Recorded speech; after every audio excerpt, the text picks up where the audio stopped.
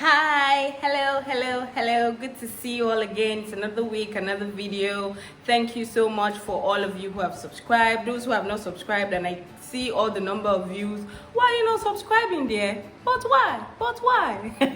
Anyway, today I'm in the studio with Jumoke, the one and only. Don't ask me why I named her Jumoke. I just did because I can do whatever I want in it. I'm in really high spirits today.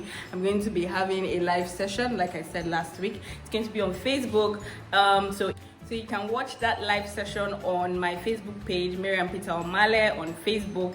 And there I'm going to be talking a lot more about what I want to talk about today. In that live, I'm going to be talking about building multiple streams or multiple sources of income. And today, that's also going to be my focus. So if you watched last week's video, if you didn't watch it, go back and watch it. If you watched last week's video though, I talked about how to find a balance between your paid employment and your business that you want to go into or your passion. And so today I'm just going to be building up on where I left off last week. As a young person, it is very important that we learn how to build multiple sources of income. Now, this does not necessarily mean, trying out different businesses. It's not a one size fits all. For some, it is learning to branch out into different angles in your business. So if, for instance, you sell jewelry, you can begin to branch out into teaching people how to take care of their jewelry, like a friend of mine is doing. You can begin to branch out into producing your own jewelry instead of outsourcing from different places. Just being able to make sure that the streams of income into your business, are more than one. Okay, so picking up from the points that we made last week, one of the things that a steady source of employment gives to you is steady money. And I know that a lot of people say that salary is a bribe for your soul and all of that. But the truth is, if you want to pursue a dream or a passion and you don't really have funds, having a steady source of income is one way to be able to fund that dream or that passion. And having a steady source of income also helps you to let your business or your dream or your passion breathe without having to cater to your needs just as yet. So if you're like me and you're maybe having to start from scratch, or you're like me a couple of years ago where I had to start from scratch, being able to have a source of income that sort of catered to my regular needs, to my bills, was very resourceful in building my business, because that way I was able to take care of things like my rent and food, clothing, and all those other basic things, while letting my business breathe on its own and grow. Having something that you're doing on the regular that takes care of your bills helps you not frustrate your passion. I can't say this loud enough. It helps you not frustrate your passion. So some of the advantages of creating multiple sources of income are: it gives you the freedom to be able to do multiple things. It gives you the freedom to be able to pursue your passion more effectively. It gives you the freedom to be able to live the kind of life that you want to live. It gives you the freedom to be able to invest. If you're able to create a business or create multiple channels through which you get income, please go right ahead and do it. I'm going to be using the 3 parts of my life to show you the advantages of each very quickly and very briefly, if I can do briefly, right? So I am a dressmaker.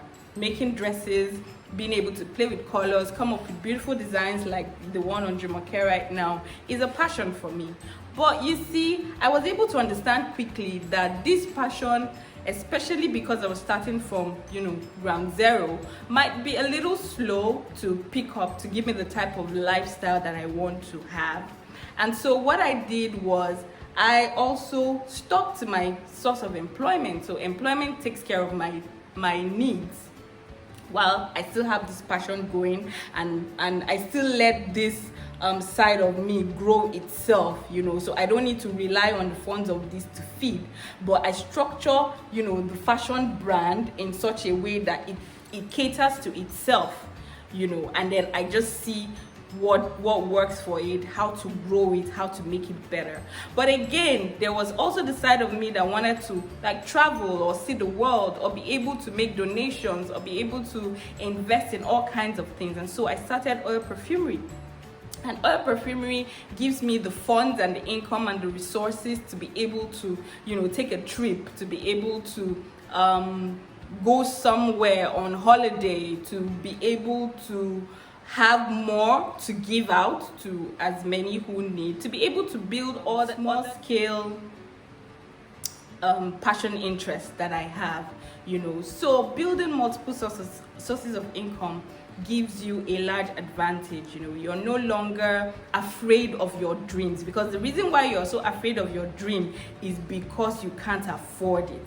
By the time you think about what that dream would require, you're like, so when you are able to build multiple streams of income, especially in these days of tech, right, you're able to build your dream faster. You are able to run with that passion. For some of us, employment, for me, for instance, being employed in a tech company gave me an edge, so that I am not just a tailor or an oil maker. I am also in touch with, things like agile systems, project management, Trello. I'm able to build all of that thanks to my employment. So guys, there are so many advantages in building multiple sources of income. Please, please, please don't sell yourself short. If you can, I'm not even going to say if you can, because you can. All you need to do is a little discipline and to push yourself, and you can start from anywhere.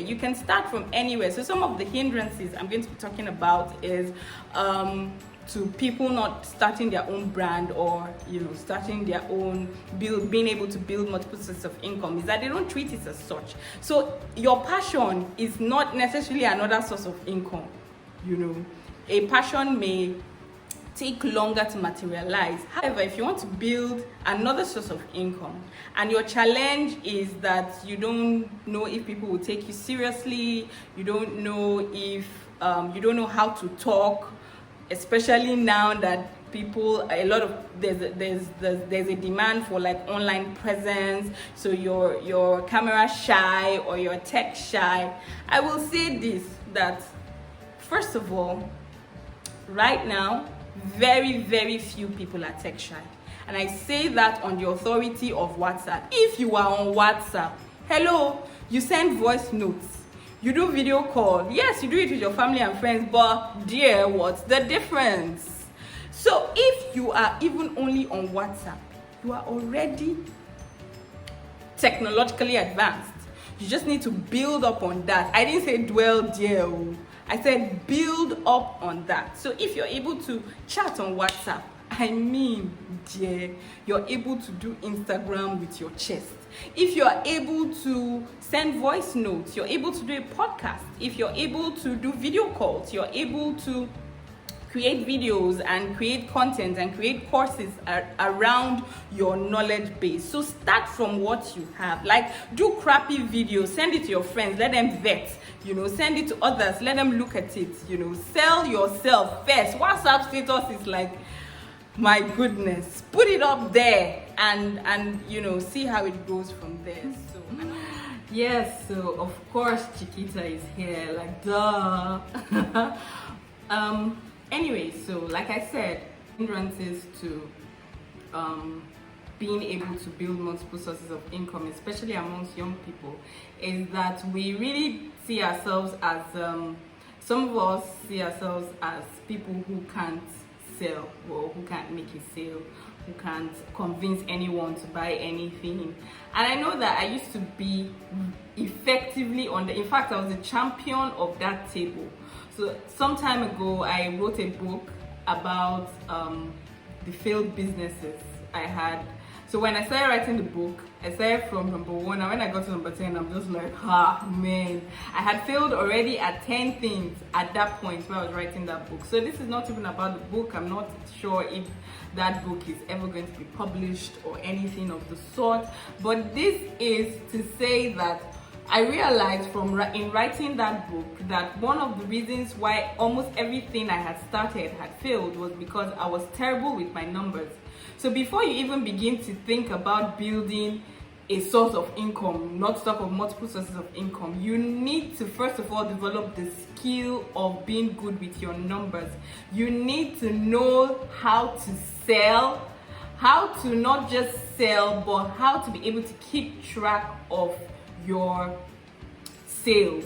Some of us, the hindrance to building multiple sources of income is the fact that we don't know how to even place value on what we're offering. So sometimes I see people say, oh, the price of these goods that they're selling is so and so, but you know, it's negotiable. And I wonder, what does that even mean? Like, it's negotiable, like your value is negotiable, like you feel like if you don't tell people, you don't want to scare away buyers. And buyers know when you are desperate. So again, we're back to this being paid employed and self-employed, because if you're in paid employment and you're running a business, there's a level of desperation that will not be tangible when you're trying to sell a product or a service, or you know, give out some sort of value. But if the customer can sense your desperation from a distance, whatever you're even trying to place out there for anyone to buy, they feel like they are doing you a favor, right? They can sense that, oh, without this, if I don't buy this, oh, this girl is about to go hungry.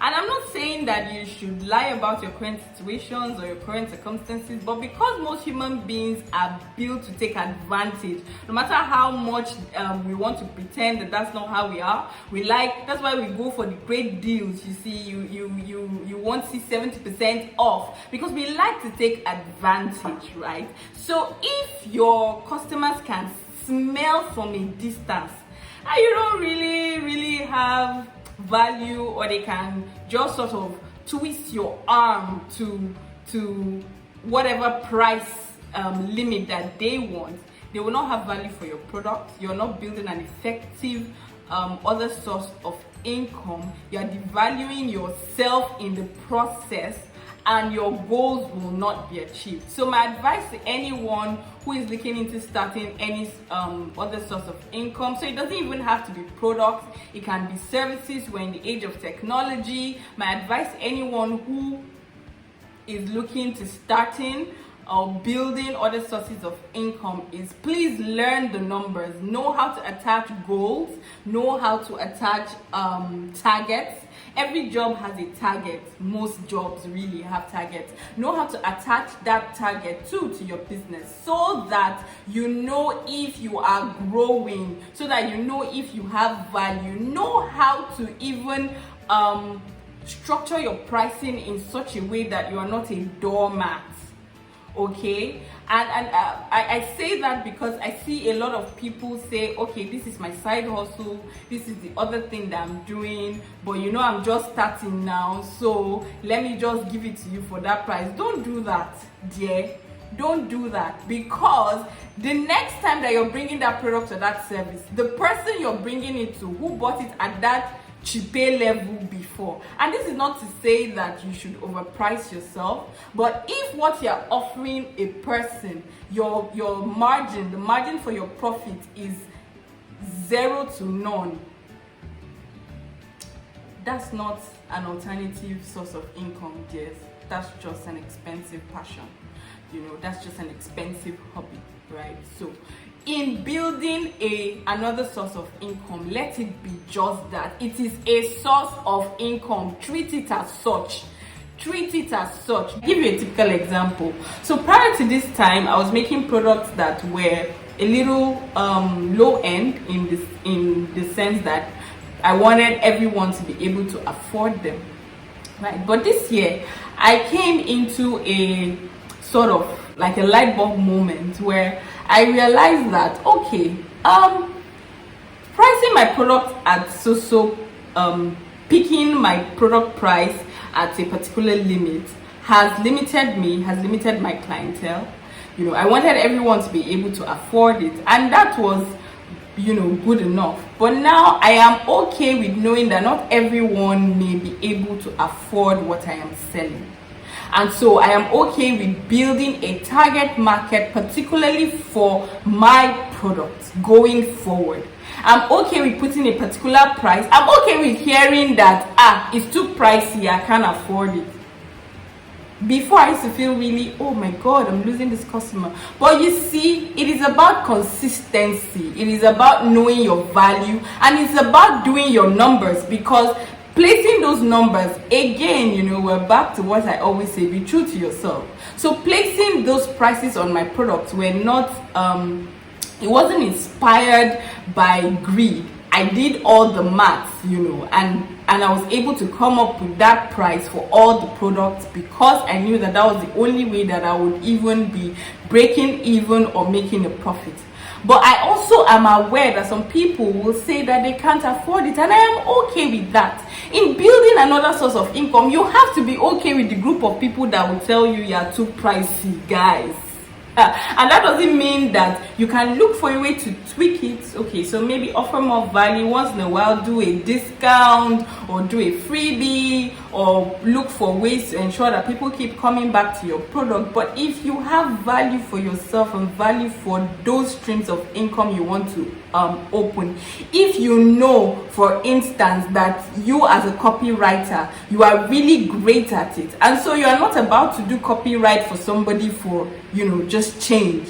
It is different when maybe you're starting out and you want to build experience. But if you already know that you have this value, why are you afraid? Like, say the price with your chest. Say it with your chest, right? And those who need it will gravitate towards you. You may need to change your audience, of course, just like I have done with my product. So I'm no longer targeting everyone. I'm targeting, you know, those who are working, who can afford it, who know the value of a good dress piece that won't fade, who know, you know, who have used some of my products in the past and it has served them in a couple of years and they have brought referrals. I'm targeting on that small crew, right? So you also, in building your source of income, please don't waste your energy in trying to ensure that everybody buys from you.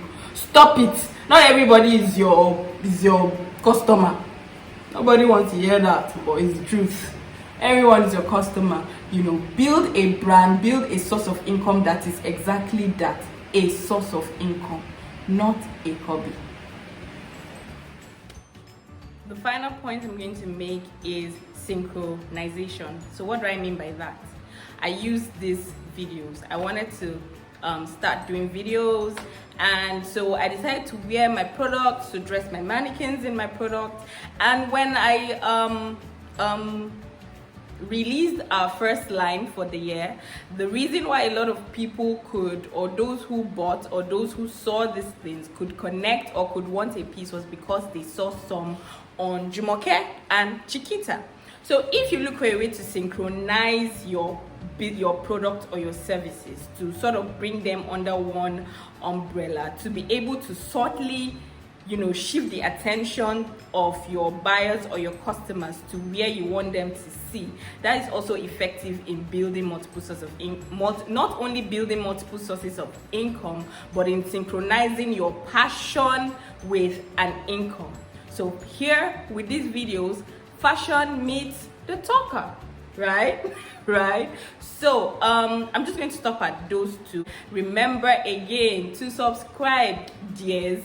Comment, like, share, give me feedback. I want this to be as interactive as possible. Let me know if this is helping. Let me know if you disagree, and I'll be seeing you next week again.